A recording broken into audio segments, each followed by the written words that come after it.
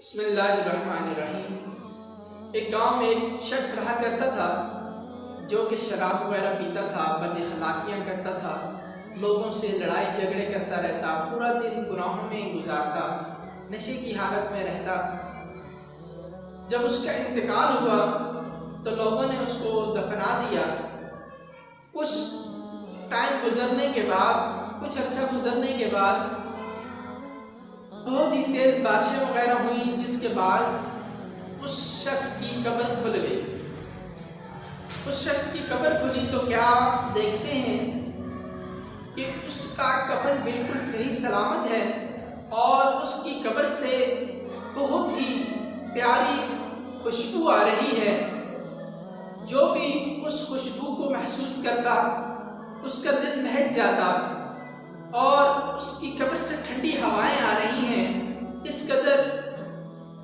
پیاری خوشبوئیں کہ اس طرح لگتا ہے کہ کسی نیک اللہ والے کی قبر ہے۔ تو جب لوگوں نے دیکھا کہ یہ تو اسی شخص کی قبر ہے جو پورا دن گناہوں میں گزارتا تھا، شراب نوشی کرتا تھا، لوگوں سے بدسلوکیاں کرتا تھا، تو اس شخص کی قبر اس طرح کیوں ہے؟ تو تمام لوگ اس کے گھر چلے جاتے ہیں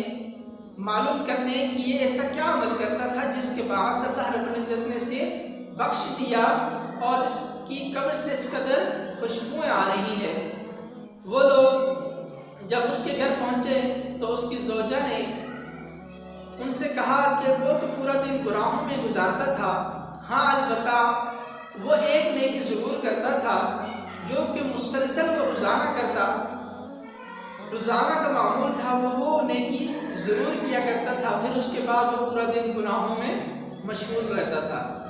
تو لوگوں نے پوچھا کہ وہ نیکی کیا ہے؟ تو کہنے لگی کہ جب صبح فجر کا وقت ہوتا تو وہ خود بھی اٹھتا، ہمیں بھی اٹھاتا، کہتا نماز پڑھو، اللہ رب العزت کی عبادت کرو، اور اپنے کم سن بچے کو بھی وہ صبح لازمی اٹھاتا جو کہ 5 سے 6 سال کے درمیان اس کی عمر تھی، اس کو بھی وہ اٹھاتا، صبح وضو وغیرہ کروا کر دور علاقے میں جو مسجد ہے اس میں وہ اس کو لے کر جاتا اور نماز ادا کرتا اور یہی کہتا کہ نہ جانے ہمارے کون سے گناہوں، ہماری کون سے ایسے اعمال ہیں کہ جس کے باعث ہم اللہ رب العزت سے دور ہو گئے ہیں۔ وہ پھر اللہ رب العزت کی عبادت کرتا اور کہتا مولا مجھے معاف فرما دینا، میں دنیا میں اس قدر مشغول ہو گیا ہوں کہ میں تیری عبادت بھی نہیں کر سکتا، مولا کیا پتہ یہ میری زندگی کی آخری نماز ہو تو مجھے معاف فرما دینا۔ وہ اپنے بچے کو بھی یہی نصیحت کرتا اور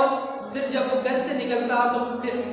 دوسری بیماریوں میں مشغول ہو جاتا، گناہوں کی بیماریوں میں، شراب نوشی میں مشغول ہو جاتا اور پورا دن کوئی عبادت کا کام نہیں کرتا، رات کو آ کے سو جاتا اور پھر دوبارہ سے معمول اس کا وہی ہوتا۔ تو وہ یہ اعمال ضرور کرتا تھا کہ صبح خود بھی اٹھ کے نماز پڑھتا اور ہمیں بھی تلقین کرتا نماز کی، تو شاید اللہ رب العزت نے اسی وجہ سے اس کی بخشش فرما دی ہے۔ تو میرے پیارے بھائیوں،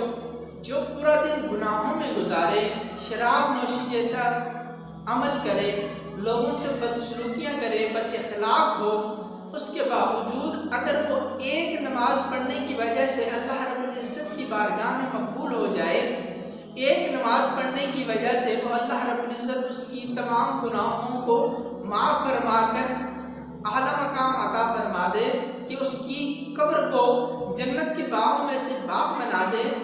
تو جو شخص پورا دن اللہ رب العزت کی عبادت کرتا ہے، 5 وقت کی نماز ادا کرتا ہے، اپنے وقت پر ادا کرتا ہے اور اللہ رب العزت کی عبادت کرتا رہتا ہے، تو سوچیں اس شخص کی کس قدر فضیلت ہوگی، کس قدر اس کا اعلیٰ مقام ہوگا۔ تو ہمیں بھی چاہیے کہ ہم بھی اللہ رب العزت کی بارگاہ میں عبادت